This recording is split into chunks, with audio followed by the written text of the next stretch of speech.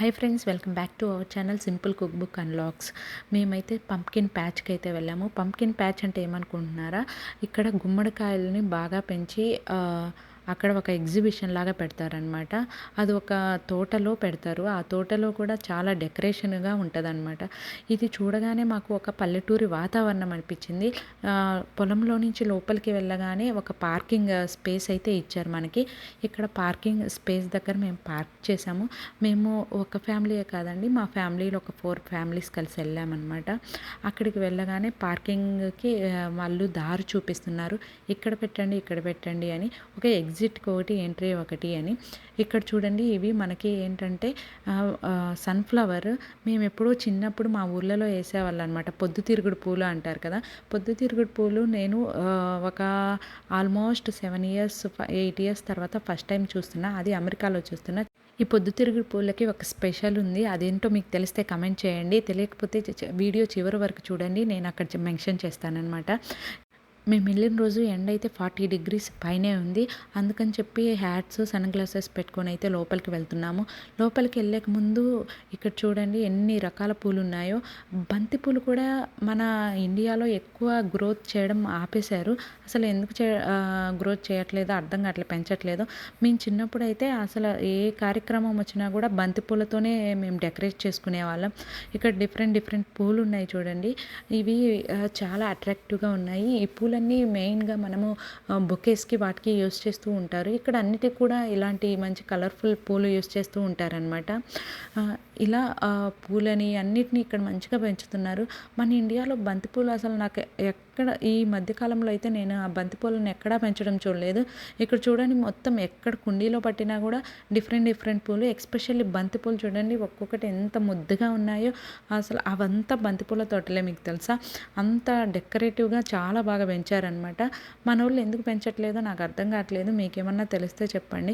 ప్రతి దేవుడికి పూలు పెట్టేటప్పుడు ఈ మధ్యకాలంలో ఏమవుతుందంటే, బంతిపూలు దేవుడికి పెట్టకూడదు, బంతిపూలు దీనికే వాడాలి, బంతిపూలు దానికే వాడాలి అని పర్టికులర్గా పెట్టుకున్నారు. కానీ మా చిన్నప్పుడు అయితే మేము బంతిపూలు ప్రతిదానికి బంతిపూలే వాడేవాళ్ళం. ఇప్పుడైతే అంత చామంతి పూలే పెట్టాలి దేవుడికి, బంతిపూలు పెట్టకూడదు, బంతిపూలు తోరణాలకే పెట్టాలి, ఇట్లా కొన్ని సెట్ చేసుకున్నారు. అలా కాదండి, ఏ పూలైనా దేవుడికి యూజ్ చేయొచ్చు అని నేను అనుకుంటున్నాను. మీకేమన్నా తెలిస్తే మాత్రం కమెంట్ చేయండి. ఇదిగో ఇక్కడ చూడండి, మీకు గుమ్మడికాయ ఆకారంలో బెంచ్ వేసున్నారు కదా. పిల్లలు చూడండి అక్కడికి వెళ్ళేసి ఎండకి అలసిపోయి అక్కడ కూర్చున్నారు. అలా కూర్చొని ఉంటారనుకున్నారా, కాసేపు కూర్చున్నారు అంతే.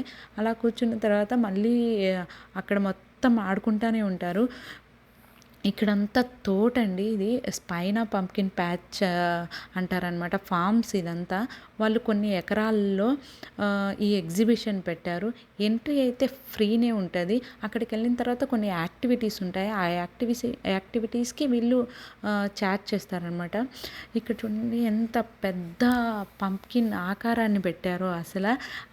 ఇక్కడ గుమ్మడికాయలని ఎక్కువగా చిన్న సైజు, మనకైతే కొంచెం మీడియం సైజు ఉంటాయి గుమ్మడికాయలు. ఇక్కడ ఒక్కొక్క సైజు ఎంత పెద్దవి ఉంటాయో. అసలు మొన్న ఒక ఎగ్జిబిషన్ జరిగింది అమెరికాలో. దాంట్లో ఏంటంటే గుమ్మడికాయలు ఎవరు ఎక్కువ సైజులో పెంచారు అనే ఎగ్జిబిషన్ అనమాట.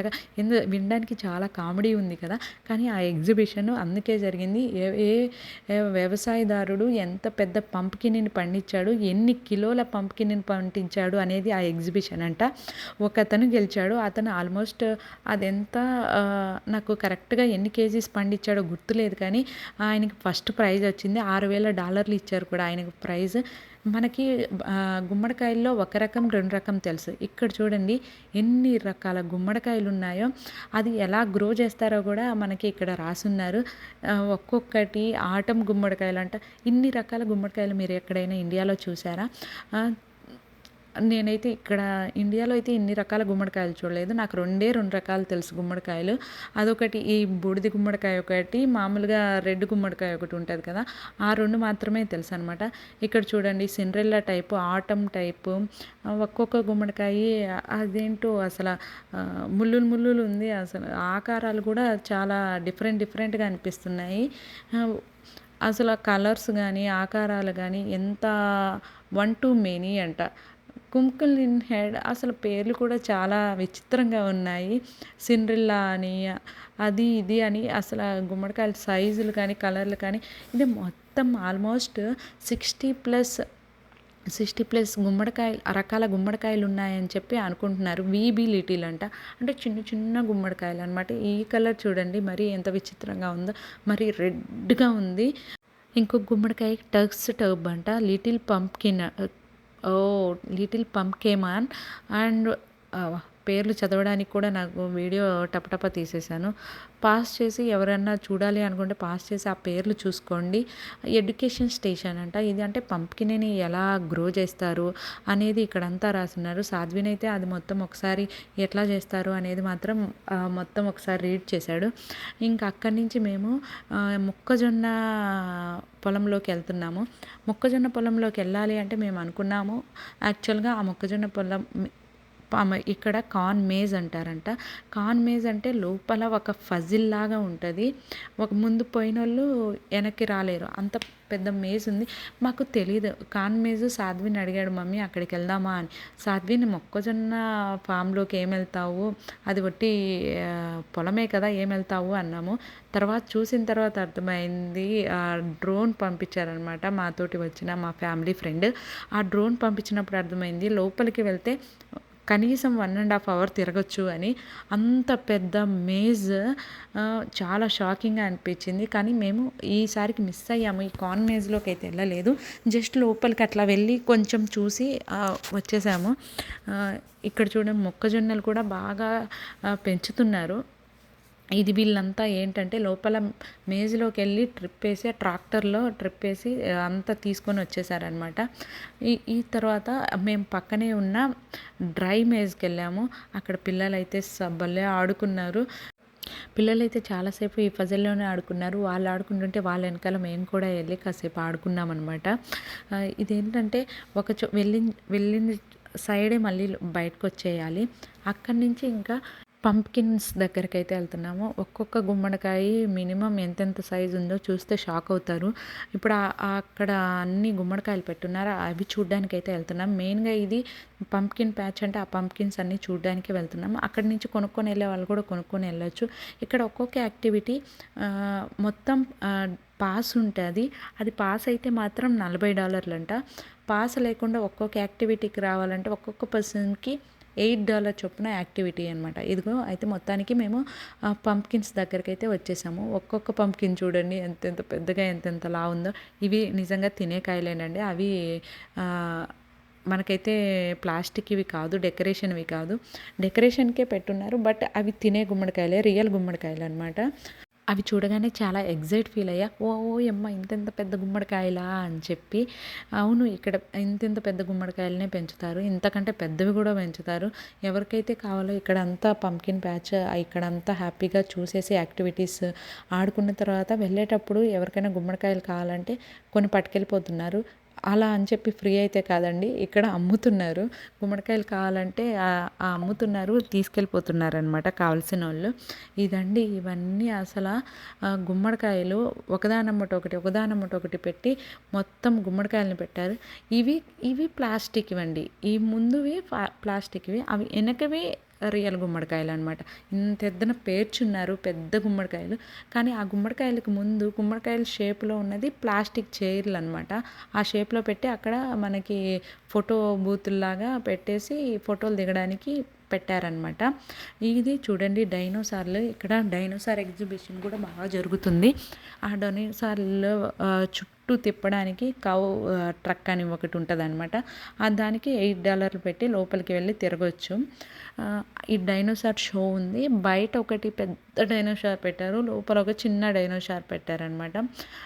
ఇలా పిల్లలు ఆడుకోవడానికి, పిల్లలకి బోర్ కొట్టకుండా ఈ యాక్టివిటీస్ పెట్టారు. పెద్దవాళ్ళు అయితే ఈ నేచర్ని బాగా ఎంజాయ్ చేయొచ్చు. మేము వెళ్ళినప్పుడు బాగా ఎండగా ఉంది, అందుకే కాసేపు అయితే అక్కడ రెస్ట్ తీసుకొని సాయంత్రం ఈవినింగ్ టైంలో అయితే మేము బాగా మొత్తం ఎక్స్ప్లోర్ చేసామన్నమాట. ఇక్కడ గుమ్మడికాయల దగ్గరకు వచ్చేసరికి ఈవినింగ్ అయిపోయింది, అందుకే సన్సెట్ చూడండి బాగుంది కదా! అయితే ఒక్కొక్కళ్ళం గుమ్మడికాయలని ఎత్తుతున్నాం. ఇక్కడ మా ఫ్రెండ్ ఫ్యామిలీ వాళ్ళు చూడండి గుమ్మడికాయలతో పోజులిచ్చి ఫోటోస్ దిగుతున్నారు. వాళ్ళు ఎక్సర్సైజ్ చేసేవాళ్ళు. ఈ గుమ్మడికాయలు ఎత్తుతురా, ఆ గుమ్మడికాయలు ఎత్తుతురా అని చెప్పి ఎన్నెన్ని గుమ్మడికాయలు ఎత్తురా అని ట్రై చేస్తూ ఉన్నారు. మేము కూడా గుమ్మడికాయలను ఎత్తగలమా లేదా అని ట్రై చేసామా. ఈజీగా గుమ్మడికాయని అయితే తెచ్చేసి సాధ్విని చూడండి. సాధ్విని కూడా మమ్మీ నేనెత్తా అని చెప్పి చాలా హ్యాపీగా ఫీల్ అవుతున్నాడు గుమ్మడికాయలని ఎత్తి.